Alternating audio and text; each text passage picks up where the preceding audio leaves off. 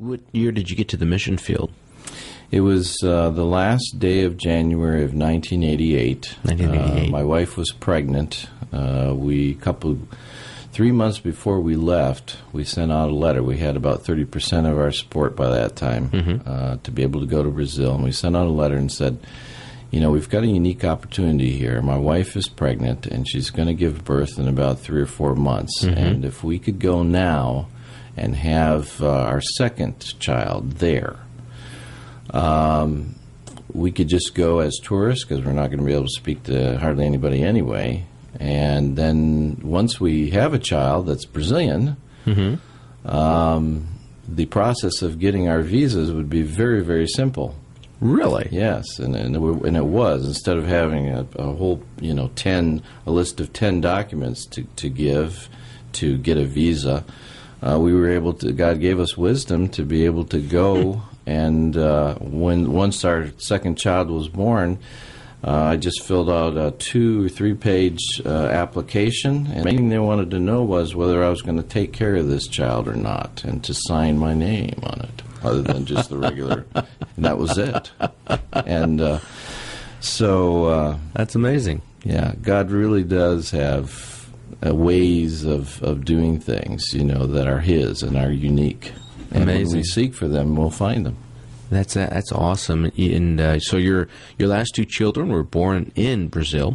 Yes. So they have a dual citizenship. Yes, they do. You say. Yes, they have dual citizenship. Yep. Until a certain age, I think it's the girls till 21, the boys till 18.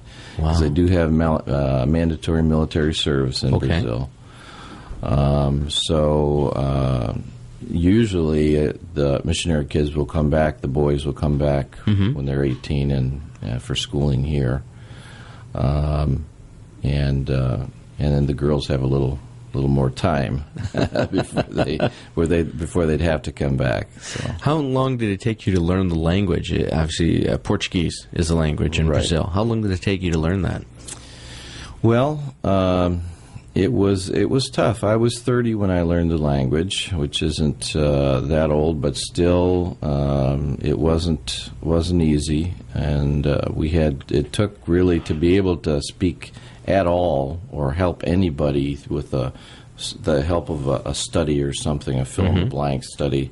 I remember after 8 months I was able to do that with someone. Doing my business, I remember, just standing at the street corner with a dictionary and planning what I was going to say before I would go into the store, hoping they wouldn't ask me a question, because I wouldn't know how to respond. But then I had an opportunity to speak at a Bible college in Brazil after a year and 6 months, and I literally prepared for that message with the help of my language teacher for 26 hours. 26 hours. And I had it all written out, all the accents and everything, big letters, and they were able to understand about 95% of what I was saying. Praise the Lord. And so that kind of helped me over the hump and began to speak fluently, really not right then, but probably after 2-3 years. 2-3 years. Yeah. You had that. I met your children yesterday, your 2 younger children, and they said they've been speaking it since they were little kids. So. Yes, they learned it the easy way. The easy way. When they're young and impressionable, their minds are fresh. What would you say was probably one of the biggest obstacles you had to overcome in Brazil? Well, probably one of the biggest obstacles, and I think other missionaries would relate to this too, and is to overcome the difficulty of adapting enough to be able to understand the people that you want to reach with the gospel, and for them to feel comfortable with you, and for you to feel comfortable with them. And there's a balance there, because we're people that as human beings that tend to go to extremes, and some would want to say, well, I'm going to become 100% Brazilian.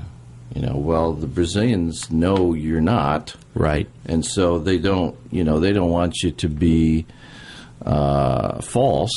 They know that you're never going to be 100% Brazilian, but they do want you to act like them enough so they don't feel uncomfortable around you. Gotcha. And so probably one of the most difficult things that I'm still working on is to fine-tune that, and when I'm with the Brazilians, be enough that they can really feel comfortable and be open,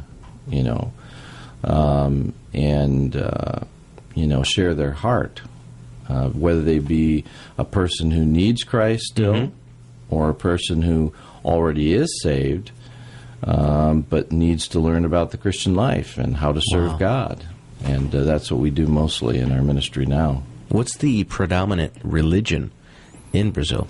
That's interesting. Brazil is a Catholic country known around the world as being one, but in practice, Brazil is a mixture of three different religions. It's, of course, Catholic, and everybody knows Catholic doctrine to one degree or another.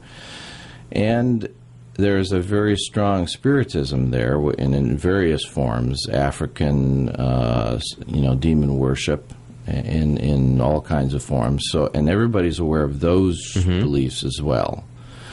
And then Pentecostalism has grown, really, because of its emotionalism and the mysticism of it, and the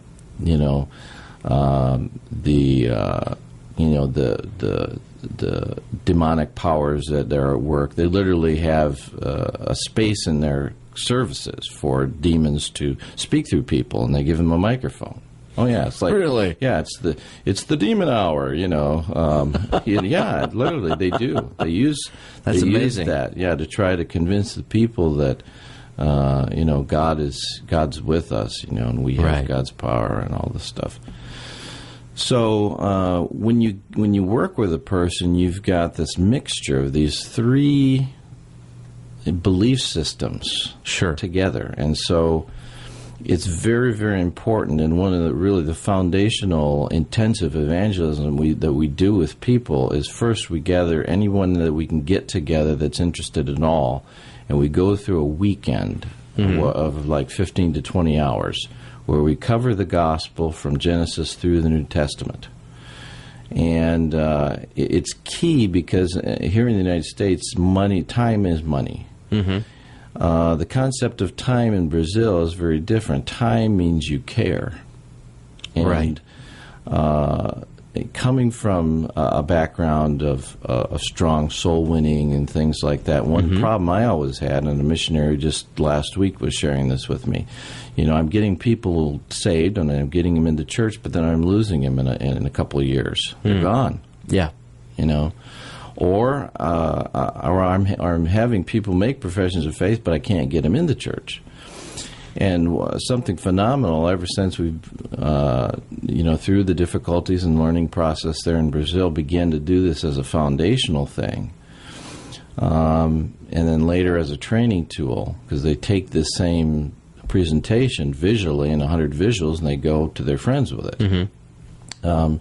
Is that you cover the gospel so thoroughly and very thoroughly who God is and who we are in His sight, and then what God's plan is, for us to save us from our sin and from the penalty of sin.